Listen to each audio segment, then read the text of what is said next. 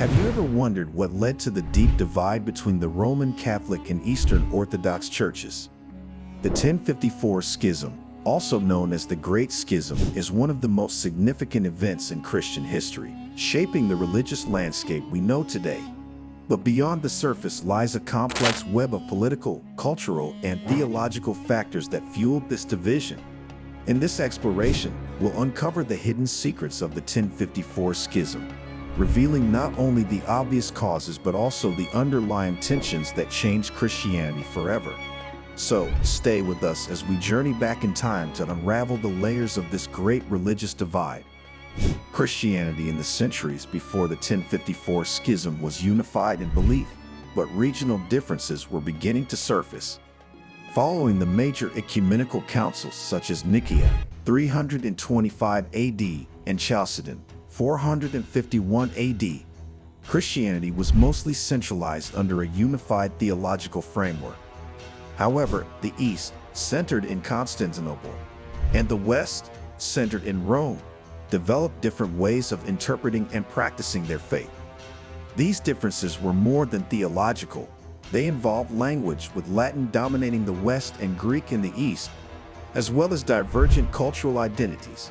The rise of the Byzantine Empire in the East and the fall of the Roman Empire in the West created further disparity.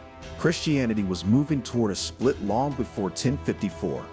A key factor behind the schism was the power struggle between the Pope in Rome and the Patriarch of Constantinople. The fall of the Roman Empire in the West left a power vacuum, which the Pope sought to fill, not just religiously but politically as well. Meanwhile, the Byzantine Emperor wielded significant influence over the Church in the East, with the Patriarch often acting as a subordinate to imperial authority. The Pope's assertion of authority over all Christians clashed with the Byzantine view that the Patriarch of Constantinople was an equal leader. These political dynamics heightened tensions, leading both religious leaders to vie for supremacy in Christendom, laying the groundwork for the eventual schism. Theological differences between the Eastern and Western churches also played a major role in the schism. One of the most notable doctrinal disputes was over the Filioque clause.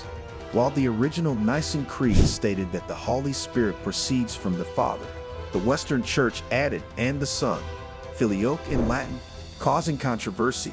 The Eastern Church rejected this addition, arguing that it altered the balance of the Trinity. Another key issue was the authority of the Pope. In the West, the Pope was seen as the supreme leader of all Christians, while the Eastern Church viewed the Patriarch of Constantinople as an equal. These doctrinal disputes deepened the divide, as neither side was willing to compromise. Cultural and linguistic differences further exacerbated the growing rift between East and West. The Western Church used Latin as its liturgical language, while the Eastern Church adhered to Greek.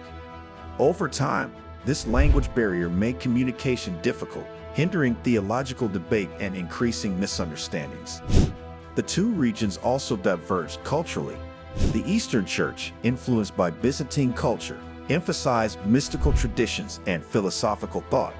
In contrast, the Western Church developed a more legalistic and scholastic approach to theology.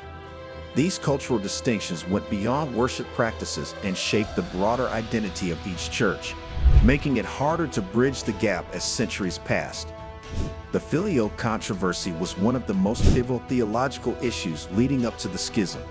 In the original Nicene Creed, the Holy Spirit was said to proceed from the Father. However, in the 6th century, the Western Church added the phrase "and the Son" to the creed without consulting the Eastern Church.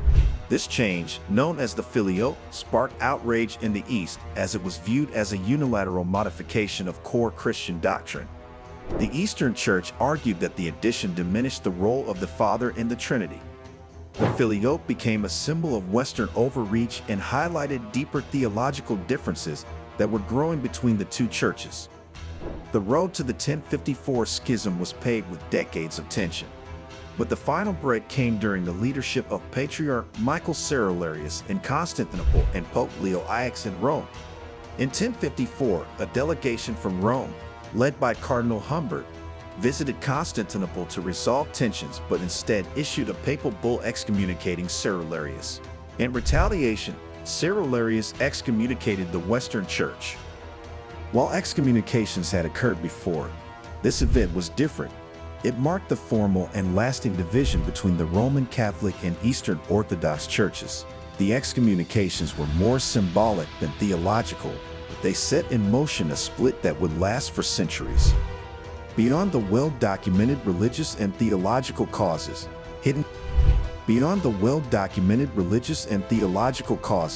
hidden political and territorial ambitions also contributed to the schism.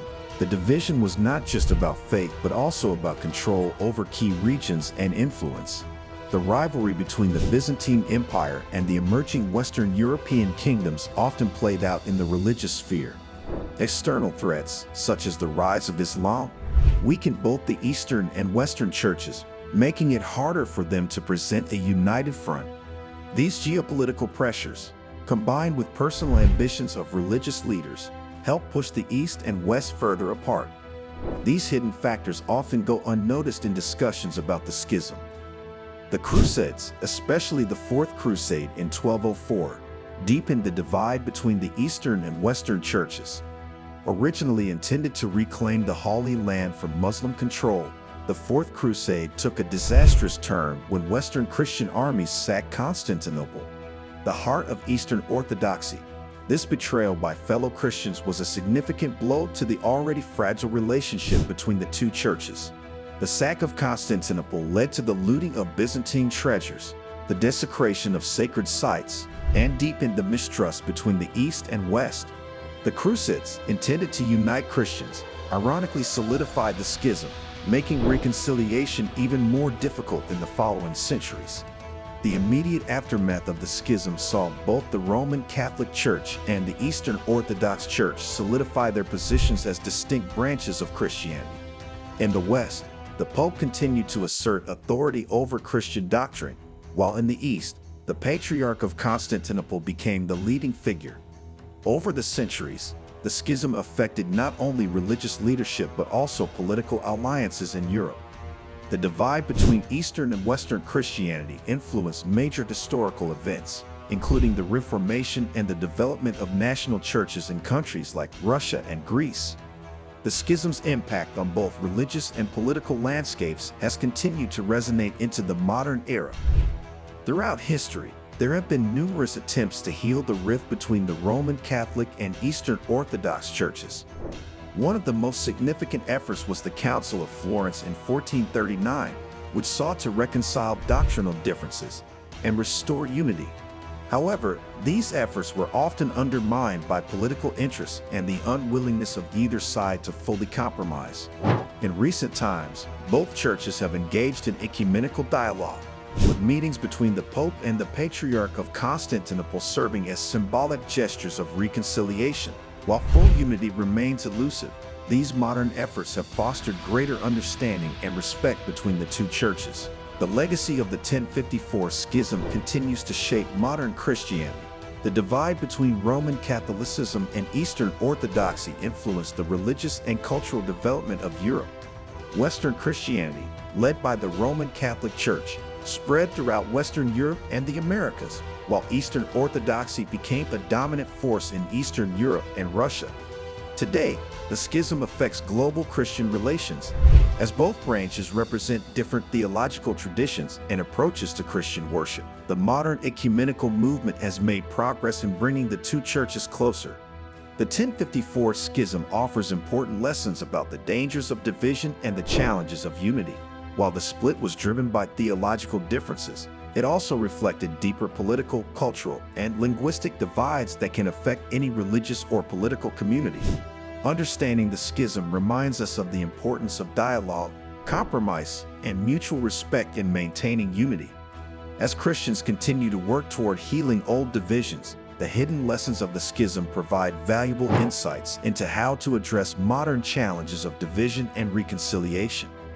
The 1054 schism is more than just a historical event. It is a cautionary tale for future generations.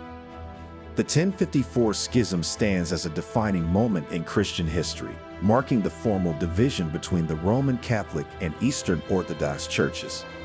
Today, its legacy continues to influence Christianity, shaping both religious practices and global Christian relations. By understanding the hidden secrets behind the schism, we can appreciate the challenges of maintaining unity and the importance of ongoing dialogue. Thanks for exploring this with us. Like, share, and subscribe to Timeless Tales, and hit the bell icon for more intriguing content on history's greatest mysteries. Thanks for exploring this with us. Like, share, and subscribe to Timeless Tales, and hit the bell icon for more intriguing content on history's greatest mysteries.